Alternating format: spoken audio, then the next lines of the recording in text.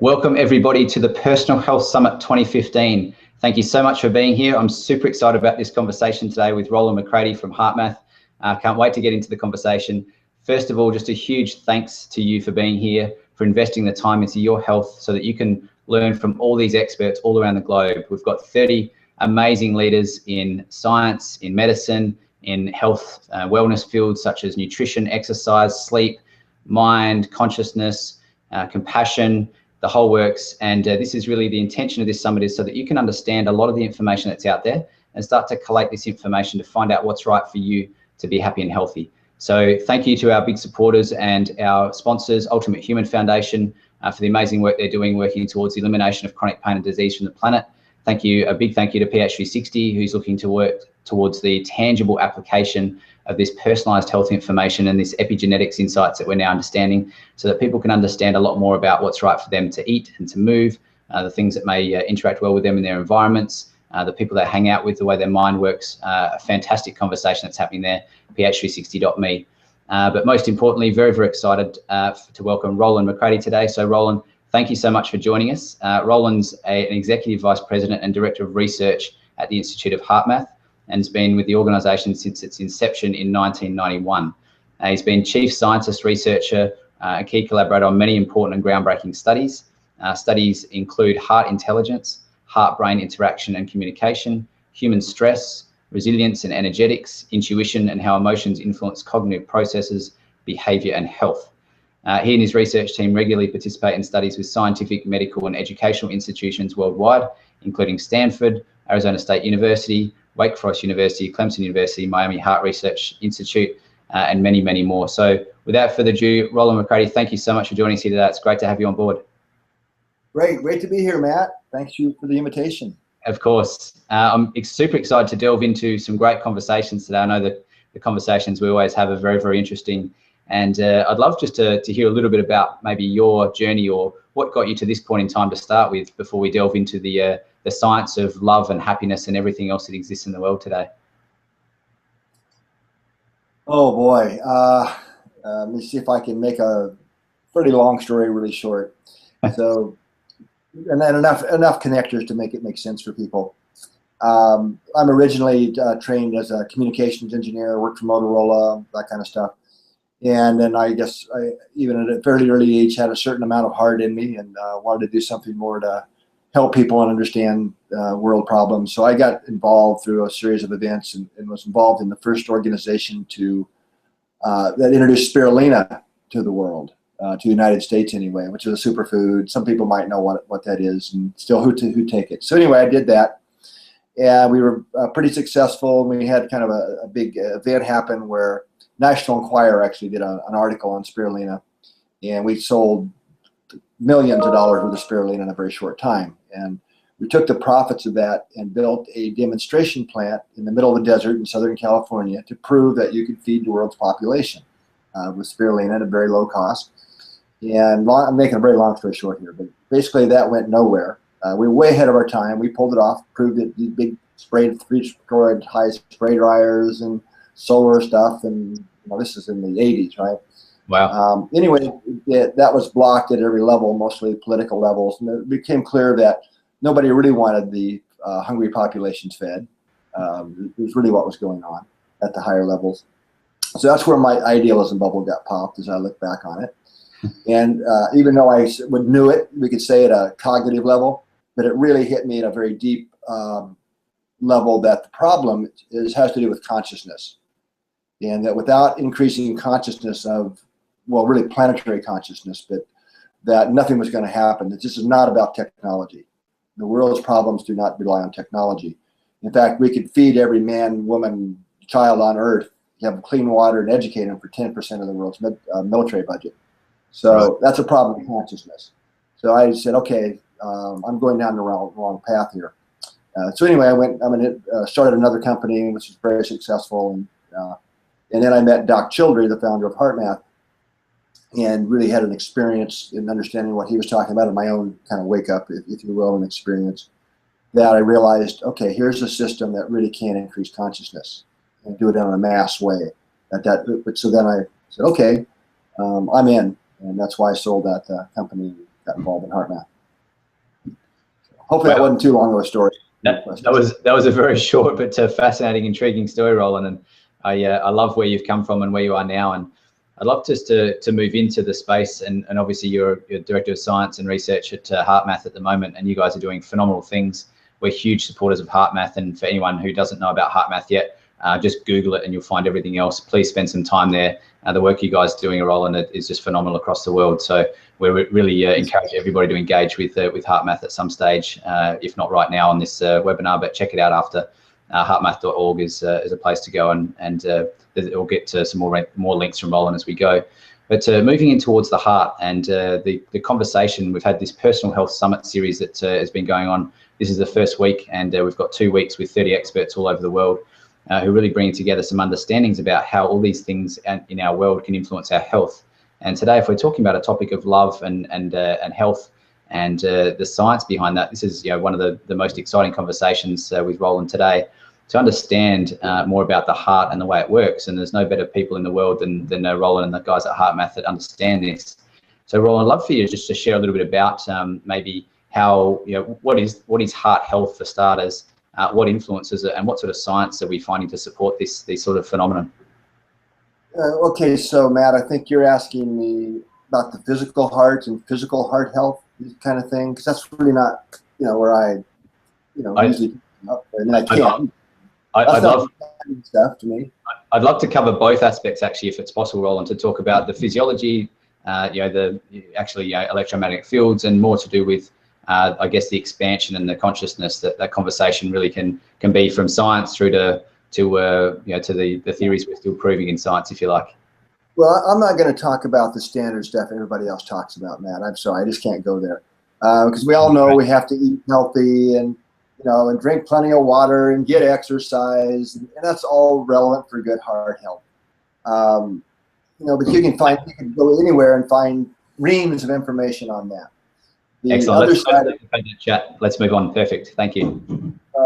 But the other side of even that equation that is less appreciated is the impact of stress on the heart, daily living, daily stress, these types of things.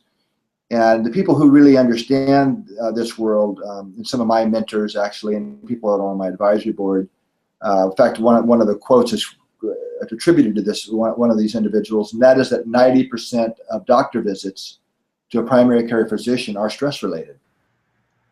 Wow. So stress is the really the thing that's eating the vitality, if you will, out of humanity, certainly in the Western part of the world.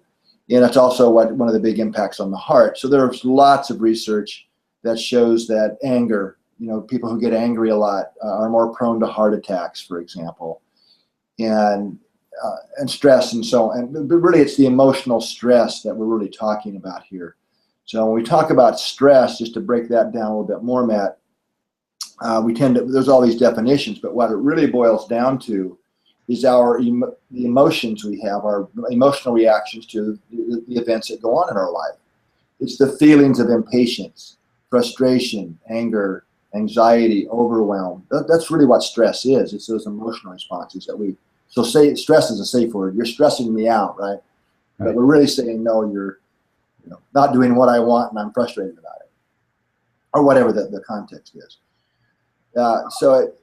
When one really looks at the research literature on physical heart health we're talking about now, at best, 50% of heart-related problems can be attributed to the standard stuff everybody talks about. Your blood pressure, your cholesterol, eating healthy, getting exercise. So there's at least half that's really more stress-related. But that kind of gets shoved to the side. We don't want to talk about that kind of thing. So hopefully that answers your question to a certain degree. Sorry, I was on mute there, Rollin. That's a great answer, and it really is where I'd love this conversation to start to head towards. And you're right that we've had a lot of information already on the summit about the physiology, about heart health, about making sure we understand about the right foods to eat, about the right exercise to do, and specifically when we talk about personalized health, we're more understanding about the right foods for us to eat at the right times of day, the right exercise to do at the right times of day, the right amount of sleep, and the right climate, all these sorts of things that influence us from a physiological point of view. But you're right, we now know that stress is the #1 killer and cause of disease, and there's many different types of stress. And I know that the way that you guys are looking at things and doing the research all around the world is really starting to help us understand that in a much, much clearer way, and how we can actually open up a lot more awareness, a lot more consciousness, a lot more mindfulness around how stress can actually influence us and impact us. You talk, Rollin, about the concept of coherence. Would you be able to just explain a little bit about that to the audience and how that can apply to us who are listening in right now to this conversation? Well, absolutely, be happy to. So just one last comment. I would certainly be a champion of all the things you just talked about being important, but would really add that our emotional diet is just as important as our food diet, and that we also have choice there, just like we do to choose what we eat. Beautiful. And that's actually a good bridge into your last question. So I need to give a little background to answer that. So coherence is a term, it sounds real sciencey, and it is, but if you look up the word coherence in a dictionary, almost always the first definition is relevant to a person's quality of their speech. So hopefully this is a coherent conversation, right? We're putting our words together in a logical, orderly way so that the sentence or the paragraph, whatever we're saying, makes sense. Whereas if one of us, not that you would, Matt, or I had a few too many drinks before this interview, we might be uttering nonsense and are said to be incoherent, right? So that's actually a good way to kind of ground and understand coherence. It has to do with different parts of a sentence or words being put together in a way that makes sense, that things are connected and have an output that's greater than the sum of the individual parts, right? Like when we put words together in a sentence, the sentence has a much bigger meaning than any of the individual words, right? Make sense so far? I'm following 100%, and I'm sure everybody else is at the moment. Thank you. Right, good. So coherence is also used in physics and medicine, and has a different context and meaning. And there are different types of coherence. I need to give this background, I think, a little bit, otherwise how I'd explain it wouldn't make sense. So there's coherence where things are all synchronized and lined up, like photons, like in a laser. So that's a type of coherence where everything's all jumping up and down at the same time, and that kind of thing. And then there's also coherence within a single system, like what I'm going to talk about in our heart rhythms, that reflects the output of other multiple systems. And so coherence is really an optimal state when we're talking about coherence in our body, in our physiology. And as it turns out, the heart and the rhythms of the heart is the ideal place to be able to measure the output of multiple systems in our body. And it's really fascinating how the heart integrates so many different systems into one and gives us a window into much deeper activity in the body. So for example, the activity in our nervous system. So the way we would measure coherence is in the rhythms of our heart. And for a lot of people, they don't realize that in a healthy person, we have a lot of vitality and resilience. Our heart rate is changing with each and every heartbeat. And that's going on right now as we're talking, even if you're asleep. And that's called heart rate variability. And that's very different than heart rate, right? So heart rate is just how many times did the heart beat in a minute. But in reality, if we look closely, the time between each pair of heartbeats is changing. And this is important because in physiology, one of the high-level strategies that biological systems use to encode and transmit information to move it from one place to another is in the intervals between things, right? So you can think of this as Morse code as a good metaphor. We know we can take longer and shorter intervals and spell words and paragraphs and even whole books if we wanted to.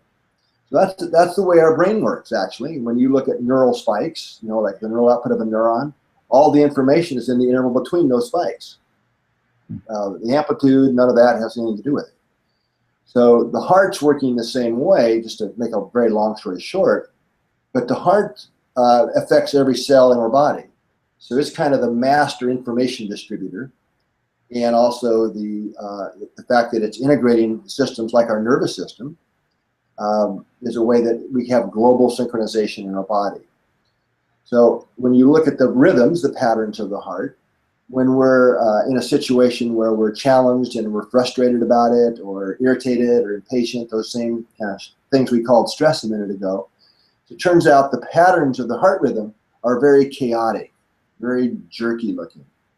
And when we look under the hood of that, that's letting us know that the information going down the different branches of our nervous system that regulate the heart and the rest of the body are out of sync.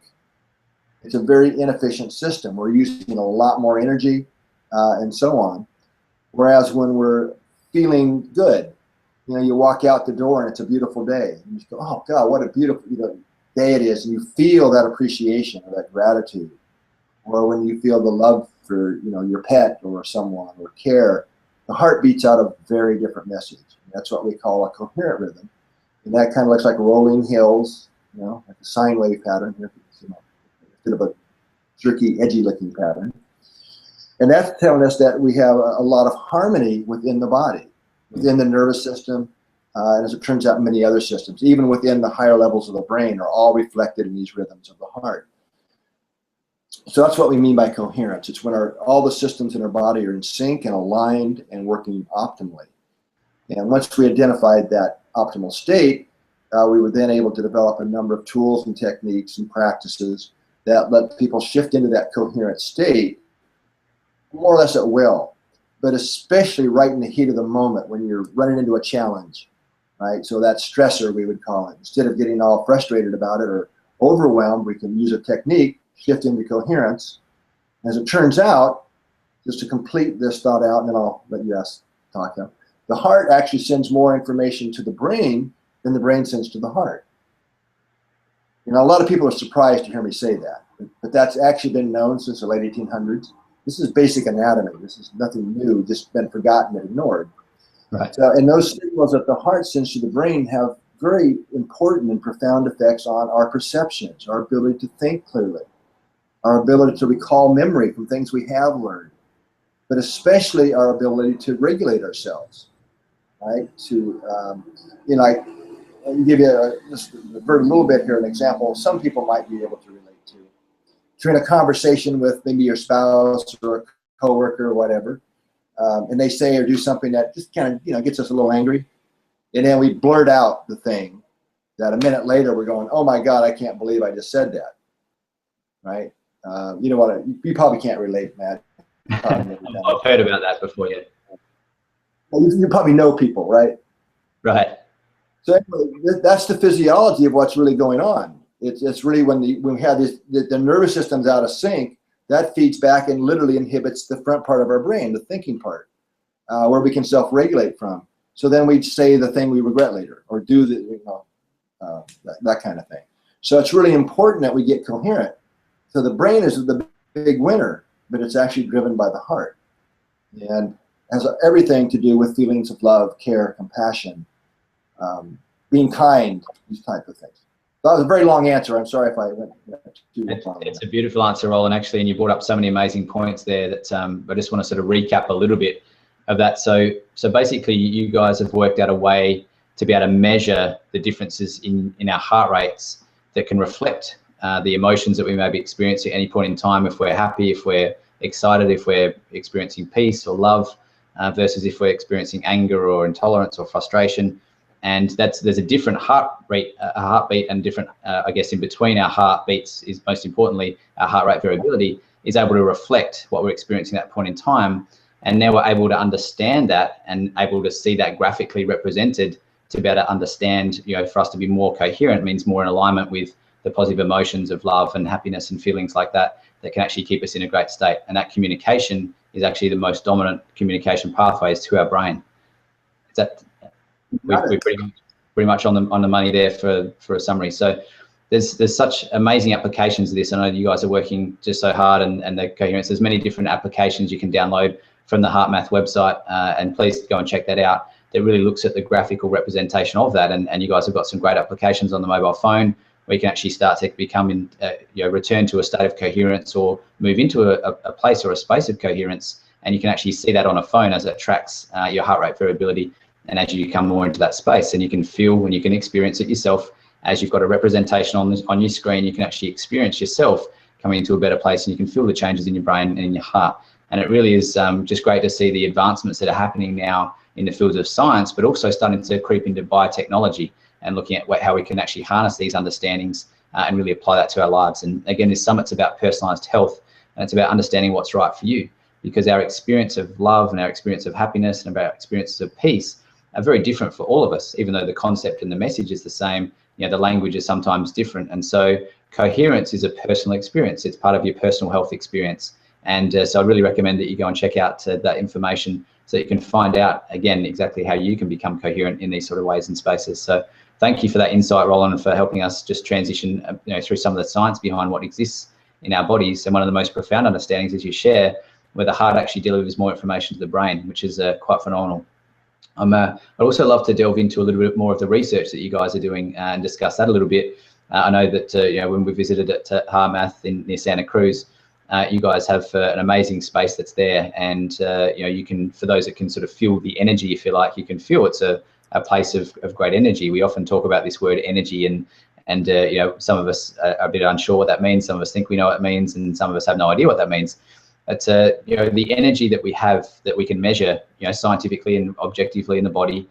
We all have a magnetic field, around our heart, around our person, and that's some research that you guys have been looking at, and even the correlations between the human heart and the human magnetic field, if you like, and the earth and the environment as well. And I'm just interested in some findings and some thoughts that you guys have found along that way, and how we can start to understand a little bit of that information.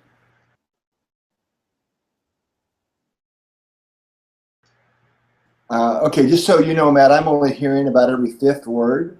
We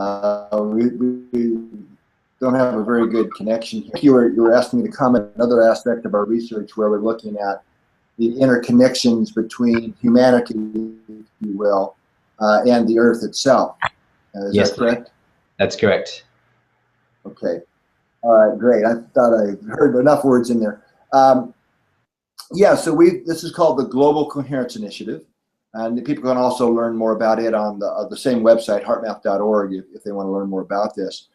And this is looking at, well, the ultimate goal here is to really help people learn how to get along better, if you will. I mean, so we look at it like as we learn how to be personally coherent, which starts with our own capacity, increasing our own capacity to self-regulate, to stay in charge of ourselves, and be responsible for the energies we're putting out.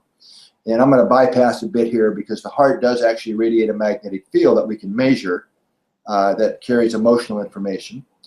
And one of our hypotheses or perspective is that the heart's fields connect with the Earth's magnetic fields, which act as a carrier wave for intuitive information and biologically relevant information. That said a lot there without enough background for people to probably really follow that.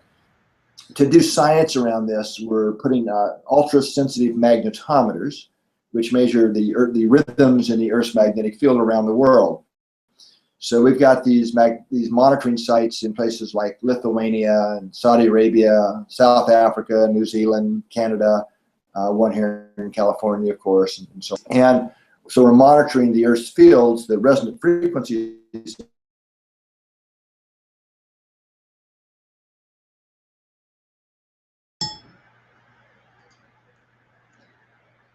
We may be losing you a little bit there, Rollin. I think Rollin's probably going to come out again at some stage in the next little future with a connection. So Rollin, hopefully you can hear us when you come back into connection here. And in the meantime, I'll just quickly give a summary. Had to do just a quick summary of what Rollin's talking about is a lot of the different sensors that they now got all over the world, and looking at the magnetic fields of the Earth, looking at the connection between the human field and the connection between what's actually showing up in our space in terms of the human heart and in terms of the electromagnetic field that we're communicating from our heart into the atmosphere. And while I'm waiting for Rollin to come back, Rollin, are you back with us? I think I don't know. Can you hear me? Yeah, we've got you again. I was just filling in the blanks there about where we're looking at you tracking the human heart and looking at the magnetic fields compared to the atmosphere. So please continue. Okay, I'm not sure where we lost, but basically to do research around this, we're installing these ultra-sensitive magnetometers around the Earth in places like South.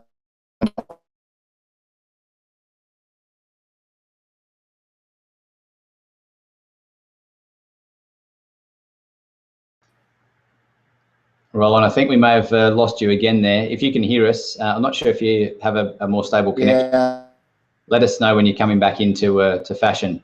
And I'll just quickly finish off this little segment here while you're coming back into play, if you're hearing us okay. But a lot of the work that Rollin is doing with some amazing people all around the world, and particularly at HeartMath, is looking at the communications or what actually exists between the human heart and between the magnetic fields that exist in the Earth's atmosphere.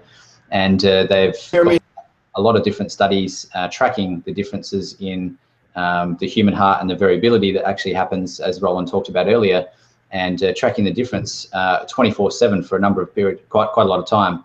I think months, in fact, and looking at the differences in how the heart rate and the heart rate variability will change in the human heart, and how that actually changes and shows up with all the sensors that have in the environment around the world, and looking at correlations between, as the human heart changes, is there correlations between the actual change in the Earth's atmosphere and the Earth's magnetic field, and what correlation may exist.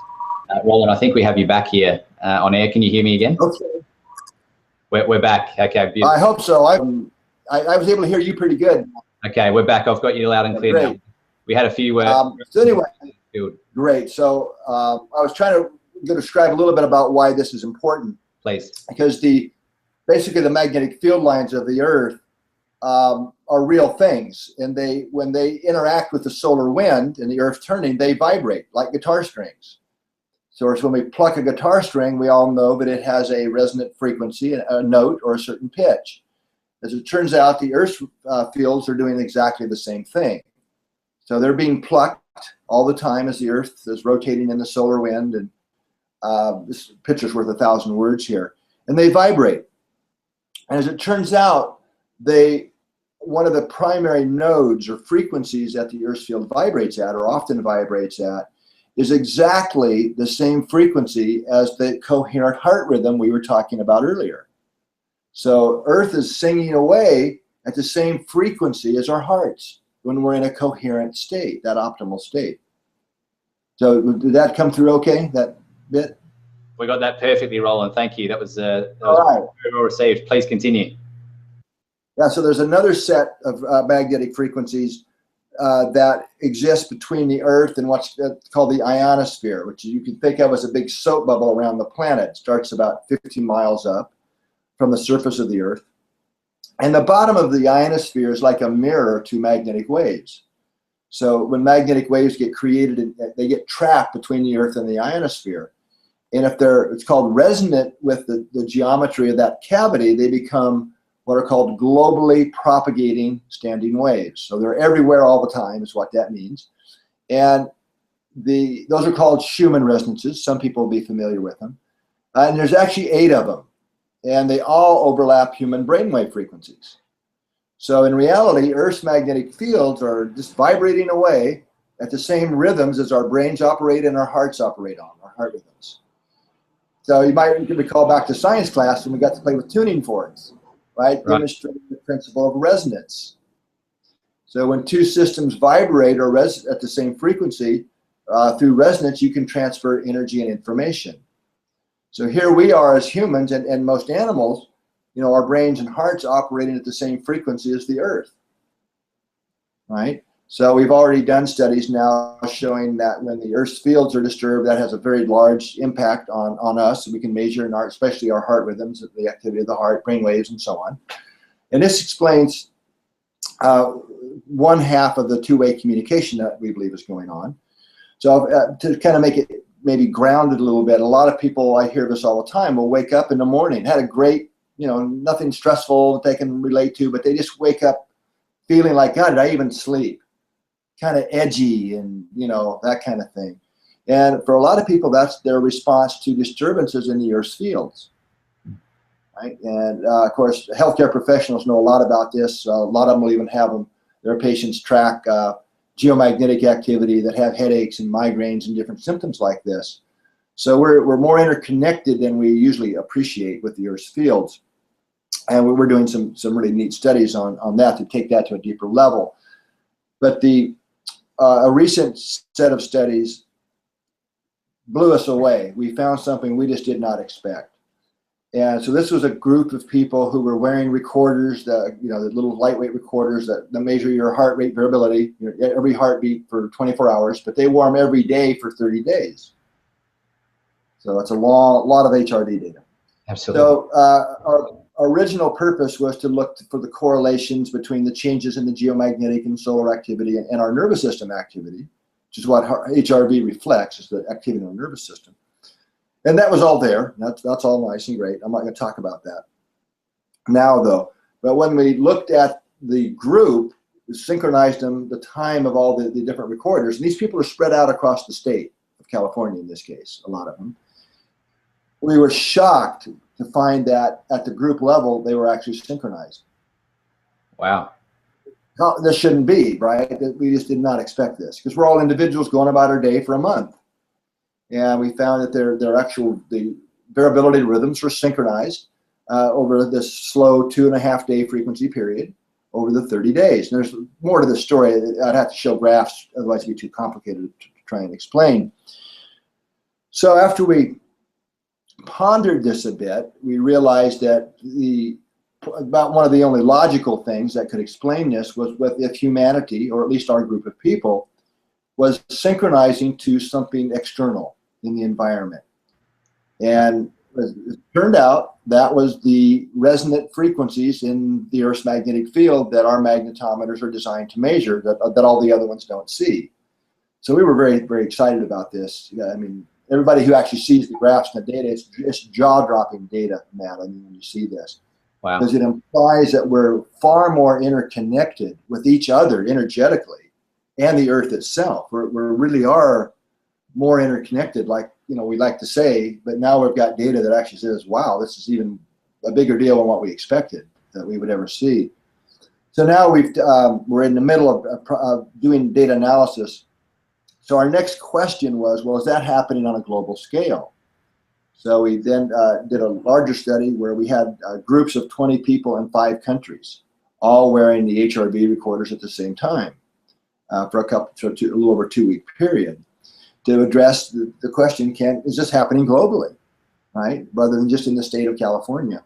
Yeah. I can't answer it fully yet because we're still in the middle of data analysis, but we've got some preliminary data. In fact, I don't have a printout, or I'd hold it up and show it to you, but that looks like, yes, indeed, this is happening with people around the world. Wow. So we're globally interconnected, not just, so our idea that the Earth's magnetic field is a carrier of biological information. And if that's true, that really interconnects us not only with each other, Matt, but with all of the ecosystem, with trees and plants and all the living beings that live in the Earth's magnetic field, trees and animals and so on. And gives, I think, a lot of explanatory power to another area of our research that we haven't talked about, which is intuition. How does the mother know that their child is in distress and they're on the other side of the planet, right? And there's just way too many examples and cases of this to be, synchronicity. Right. My drift. Most mothers have had the experience, in fact. You may have had it yourself. So something has to be communicating that information instantly like that. It's not magic. Magic's just things we haven't sorted out how to understand yet. So I think the Earth's field is a very plausible explanation for even those levels of connection. And it's our emotional connection to that person. After all, mom tunes into her kids, not the other million or so kids, or billion now probably on the planet. What a miss that would be, right? So it's the emotional connection, the care we have, right? The love, that resonant creates that resonant link for the information to transfer out of the larger field environment. And that can sound way out, and but it's really not. It's exactly how my cell phone works, right? We zap information all over the planet by magnetic fields every day. That's how your cell phone talks to the tower. And it's exactly how all the cell phone conversations are around me right now, or around you. Pick the one we want, is through a resonant coupling to the frequency we want. So why wouldn't energetics on the next dimensional level work exactly the same way, in terms of the energetic communications that go on between humanity and the earth? Anyway, that's I was talking kind of fast, and I'm afraid we might lose connection, but we're somewhat coherent. Yeah, I think we're pretty coherent, Rollin, even if the internet connection is not as coherent as what we are at the moment. And I just love the way that you're approaching this and explaining a lot of the things that many people on these calls probably know about or probably experience. Like you say, connections with loved ones, from the other side of the world. You and I both travel a lot, and you can feel very connected to very various parts of your day, various parts of your life, even though you're not physically next to someone at all. And you're right, the analogy you use is so great that the information is always out there. For me sitting here right now, there's currently songs playing, there's television shows playing, there's conversations happening everywhere, yet I'm just not aware of them. If I grabbed a television and turned it on and tuned it to the right station, it would pick up the information. If I put a radio on and tuned it into the right frequency, it would pick up the information. And so the concepts that you bring there and the science that you're looking to explain how this works is so it's almost common sense. It's saying, great, well, there's all this biological information that exists, and we just need to understand how to tune into it to actually better receive that. And it's not, it does sound out there if you talk it in one context, but it's actually, it's real life. There's a lot of people that experience many different things: connections with plants, connections with nature, connections with each other, via intuition or telepathy or wherever you want to go on a more out there scale.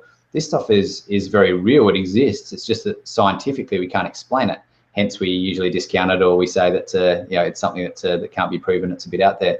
And I love the fact that you guys are actually exploring that unknown territory and actually going out there to say, hey, let's go and look at some, trying to explain what's there. Let's look at actually quantifying and qualifying the fact that there is, it's possible to actually transmit information, or there is information everywhere in the atmosphere that we all tap into, that we all share and collectively are connected to.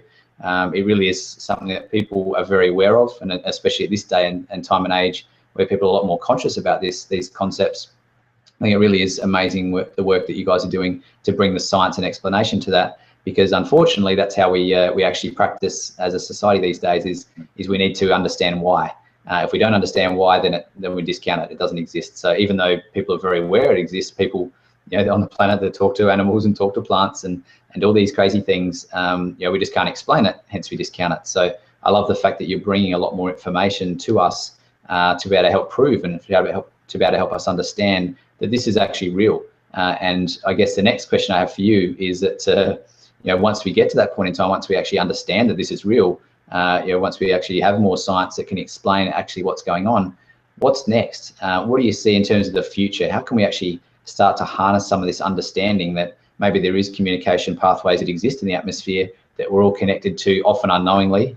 Once we have the science to explain it and help us understand why and how, then maybe we can utilize this in a different way. What do you see for the future? What's your wish? What's your hope? What do you see coming with the work you're involved in? Well, as Matt explained earlier, the cycle, the feedback loops are personal, self-responsibility, and coherence, which then builds to what we call social coherence. Right? We're listening deeper to each other, and so on. And it eventually, as enough communities and companies and classrooms and become more socially coherent, that will eventually lead us to global coherence. And it really does have to work that way through my eyes anyway. So the next step is social coherence. And the things we've been talking about in terms of the interconnectivity are an important factor in that. So a lot of the research we're doing, I hope it serves to motivate people. And I know some rather enlightened people that, oh yeah, I know all that once they really understood what we've been talking about, said, oh, I know it, but now I actually need to start doing it. If you get my drift. In other words, being kinder, right? Because the aha for several of these people that are friends and very kind of who they are out there in the community circles we would run in, realized that, and here I'm going to put it this way, Matt, the question I would ask the audience to consider after this, if you understand what we believe at all, what we've been talking about, is to ask yourself, what am I feeding the field? What have I been feeding the field all day today? What am I feeding the field now? Because it all counts, right? It's not just when we sit down to do a meditation or a heart lock-in and, okay, I'm going to send love and care to the planet. Yes, that counts and it's really important. But what about the other 90% of the day when you were maybe a little bit irritated or frustrated because you didn't get enough done on your to-do list and so on? You get where I'm going, right? So what ratio did we really feed the field today? How much of it was really putting out kind energy and compassion and care and appreciation? What's really the ratios? Because that's the next step.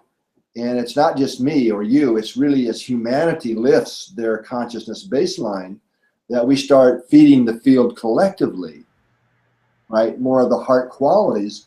That then is information going into the larger field that helps more and more people wake up. Yeah. Where I'm going.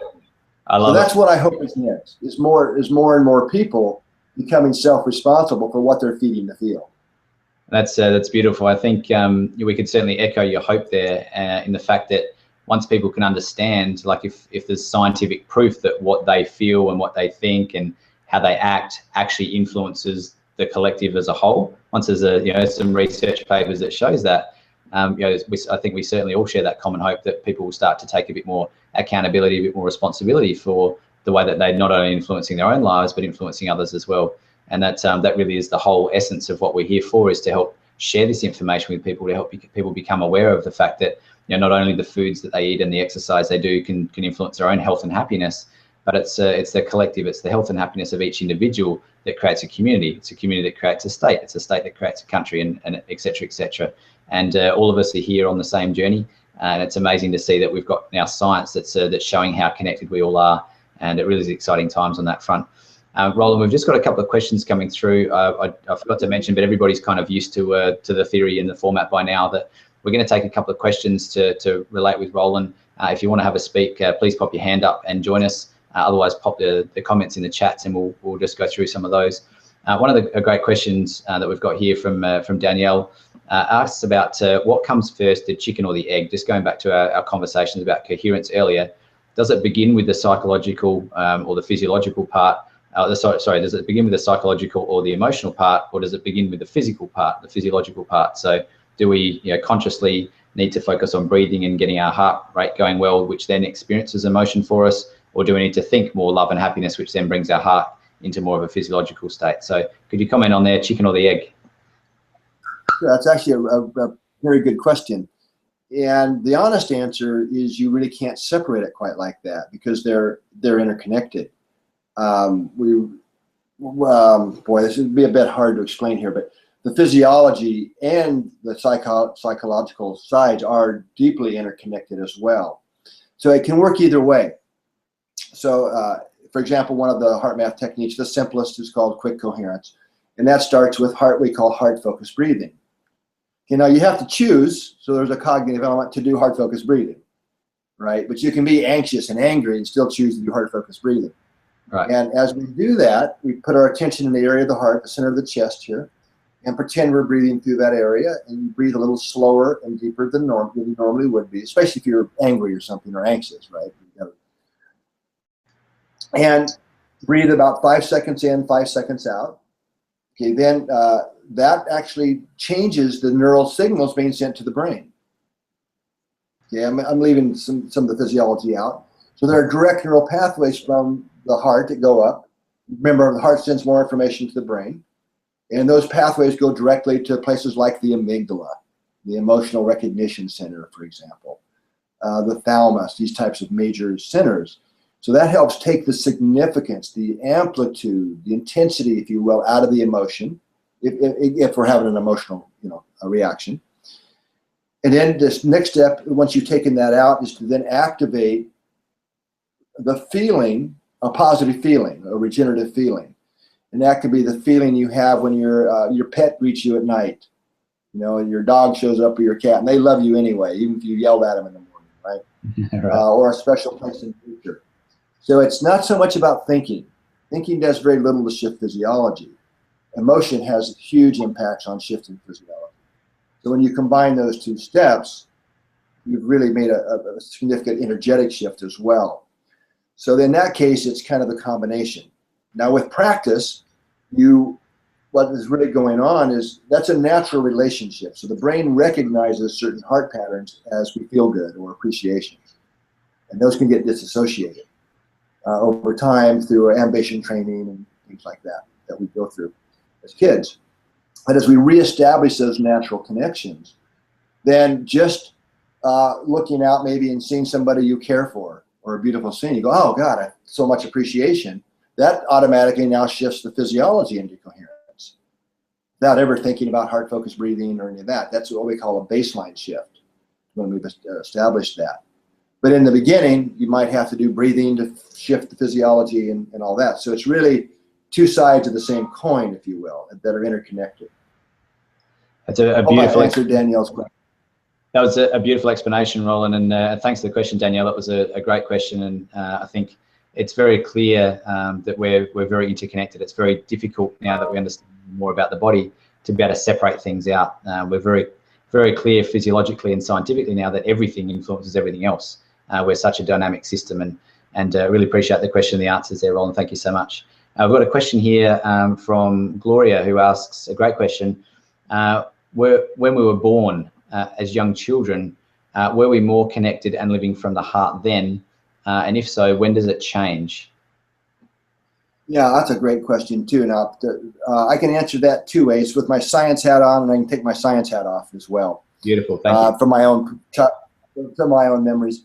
So on the science side, actually a PhD dissertation study, a very well done study, looked at the HRV, the heart rhythms of kids in public schools versus, I think it was a Montessori school or one of the more emotionally focused schools, and found that just their resting HRV was significantly different in the kids who were going to these other types of schools outside of public schools, that's really a quite surprising finding. You can actually see that just in the resting heart rhythms of when you look across hundreds of kids.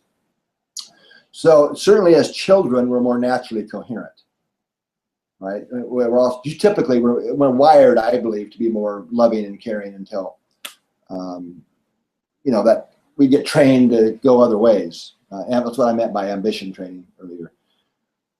Now, I'll tell a story of my own son, make it more personal. When he was a small child, up until about age 3, I would say, he would come in and say, I just had a conversation with a gnome out in the oak tree. Right. And the gnome says the tree's sick and we need to do so-and-so. Sure enough, you go out to look at the tree and the tree is sick and you needed to do so-and-so. I mean, all kinds of things like that. That went away, after the certain brain development, and fairies aren't real and gnomes and all that, kind of thing. About age 3, between 3.5 for him. But I believe, taking my science hat off now, that the other part we haven't really talked about yet is that we have the physical heart, and then what we call the energetic heart.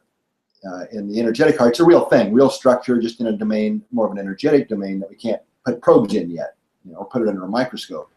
But it's very real, and that's the primary connection point, if you will, Matt, to, we call it our larger self here at HeartMath. But other people would call it the higher self or the spirit, soul energy. Every culture has their name for it, what all the great religions have talked about. So when we're very young and first born, we have much greater connection to that part of ourself. And until we kind of go to sleep and all the mind-brain stuff comes in and develops, and then we kind of lose connection, the deeper connection with that. And in fact, that's really what HeartMath is about, is helping reestablish that connection to our larger self. And which is what real intuition is, from my perspective, the flow of information from that larger part of ourself down through the heart, energetic heart, into our mind-brain system. And that brings in that intuitive moment-to-moment guidance, so that even as adults, I think that is the earth game, being here, is to reconnect with that part of ourself in the physical density of earth and wake up, if you will, to who we really are. So I hope that was a satisfactory answer to Gloria. I think it would be fair to say all your answers have been very satisfactory, Rollin, and I really appreciate the perspective you bring and the understanding. in a very matter-of-fact, scientific way. And you bring up a great concept there of the energetic heart as opposed to just the physical heart that we can stick probes in and measure and quantify. And I'm really excited about the science that's coming forward and the ways that especially you guys are pushing forward to be able to quantify a lot more of that in the future, so we can really start to understand how this all works in a lot more understood way. We've got a couple of other great questions that are coming in that I'd love to just to touch on, but one of a really good question here from Barb is, what can I do as a single person to help with the possibility of social and global coherence? For those listening here at home, it's this is a personal health summit. We're understanding more about what we can do to harness the power of ourselves, the power of the health and the healing capacity that we have in ourselves. But we're now understanding that ourselves, and I guess we affect the global community, and the global community affects us. So what can we actually do now to help with coherence on a social and a global scale? Cool. I'm going to have to repeat something I said earlier to answer that, Matt. Please. And that is, it really does boil down to us as individuals taking self-responsibility for what we're feeding the field. Self-regulating ourselves, especially in those moments we feel stressed and want to get angry or anxious or overwhelmed. Because it's those feelings, especially the emotions more so than our thoughts, but thoughts and feelings, but the emotions are the powerful part of this, are always feeding the field. So that's really what it boils down to. And so that as we become more self-regulated, more aligned with our heart intuition, we actually naturally start becoming more connected to others. So we're more deeply connected to who we really are. And the intelligence of that's what we mean by heart intelligence, naturally starts to connect us with others, to care more, not at the expense of ourselves, but to really care more for others. So that results in being more kind to other people, and all the other heart frequencies that go along with that. But that takes effort for most of us. And we'd like to say, yeah, I do that. But the one thing I have learned from my own heart wake-ups over the years, there's always a deeper band, right? There's always deeper places to go. The heart's, it's not like you just get there. It opens in kind of, if you will, spirals. We spiral up to the next ring or level of intelligence, stabilize, and there's another one and another one. And it's a never-ending process, which makes it a great adventure. For me, it'd be pretty boring if we were there and that was it, right? Absolutely. Like, personal experience, it's really not that way. And that's really what HeartMath is all about, is really providing people with simple tools, techniques, and processes, and technology as well. You talked about it earlier, the M waves and inner balance devices, Matt, to help people do that. Because what I'm really suggesting here is that we all equally affect the global field environment. So this kind of cuts through. It doesn't matter how much money you make, right, or what station in life you have, what your ego position is. We all equally feed the field. That is, until we start becoming more coherent and intentional about our efforts. Because I would also suggest that even a handful of people who are really coherent and aligned and self-aligned, right, can impact the global field environment more than 100 people sitting around meditating, off wandering, planning their day, right? So coherence is a key thing here, but it all starts again with our individual practices and work. Beautiful, Rollin. Thank you for sharing those words. And I've got a great question coming through here that asks, what's the next fascinating study that you'll be conducting? Can we get a sneak peek? Is one of the questions. Well, I kind of already hinted at it a little bit. It's the study we're right in the middle of. It's a very complex study. Is the global interconnectivity study, where we measured groups of people in 5 different countries. This is over 1,500 days of heartbeat analysis. I mean, it's a huge undertaking. And we're already hinting that we were going to see some pretty cool results from it, but there's a lot more to go. In fact, the place to learn more first, I'm going to do a little infomercial here, if that's okay, Matt. Please do. We have an event annually. It's probably the last time we do it, I think, in Cancun, near Cancun in Tulum, Mexico. Beautiful place around GCI. So people come from all over the world. Last year there were, I think, people from 12 countries there. So it's wow. 3.5 days where the mornings are. We talk about these things. We really go into the science. And it's where I always release the newest findings. So I think I'm going to have some neat new stuff to share this year there. And then we'll share it later with the the rest of the community. So then, excuse me, the afternoons are off to go swim with the sea turtles or the dolphins. They've got a dolphin thing there. And it's a beautiful facility, all-inclusive kind of thing at a very reasonable cost. And that's actually the first week in December. Okay, where can we find out some more information about that, Rollin? Yeah, I think if you go to heartmath.org, our website, I should be more a marketing thing. I'm not a marketeer, but you can find and go to the global research, global coherence research. You should be able to find it, or just type in Mexico event, something like that. Right? And if you can't find it, please email us, info@heartmath.org. We'll get you the information. So there's a few spots left. We can take up to 100 people, and it's already, I think close to 80 are already registered for it. So we'll get about 20 spaces. That's amazing, Rollin. And I just wanted to say a huge thank you for everything that you brought to this conversation. I know that there's so many fascinating comments that are coming through. The information, the depth, the perspective that you have, the groundbreaking, pioneering way that you're actually studying all the things that are questions and comments and conversations that are happening in many different spaces, but they're just theories and conversations. And the fact that you guys are bringing practical, tangible, objective data to these sort of conversations is really going to be setting the tone for a lot of humanity's future, which is so exciting. And again, it's unfortunate that the space we live in is that we need to have hard data and science to be able to believe that something's true and be able to listen to that as a fact. But because that's such an important part of it, I really value and appreciate the work that you guys do, and we can't support the work that you and everyone at HeartMath are doing. So please take the time to go and check out heartmath.org and go and check out what Rollin's projects are. And if you need to get some more information, attend the thing that's coming up in December would be great. Anything else you need to, please email them, or you can email us for more information, support@onlinehealthsummit.com. So Rollin, thank you so much for your time, for being here. I could talk all day about these fascinating scientific studies and information. I really appreciate the perspective you brought to us and understanding a lot more about the fact that we're in a lot of control about what actually influences our own self, our own field, but also that we're connected with everybody else. And if there's one message that we can hear today, it's A, we have control over our own personal health, but B, we actually have control and influence to other people's health and in the collective. So please be mindful of what goes through your brain, what you think, how you act, how you feel. This is something that the aim of this summit is to help give you some tools and techniques to harness a lot of that for yourself to move into a great space. So who you are and how you act and how you think does influence other people's lives. And we're all here for a healthy, happy journey. So we'd love you to be considering that as a new mantra. And once again, thank you so much to our sponsors for being here, PH360, who can help you understand more about the tangible side of the foods and the exercise and the environments and climates that are great for you. We're now seeing from Rollin that proves a lot of this science that's coming through. But a huge thank you to HeartMath. Thank you so much to Ultimate Human Foundation for all of the support for this summit. And please go ahead and like the Facebook page so you can hear all of the latest updates about the speakers, schedules and bonuses and gifts. And also please subscribe to the YouTube channel so that you can get all the free videos from every single speaker in this entire summit series. So take the time to do that. Thank you so much for making the time and investing the time in your own health and your own happiness here today. Thank you again, Rollin, for all the amazing information. And I really look forward to people applying this into their lives so they can move towards a space of health and happiness.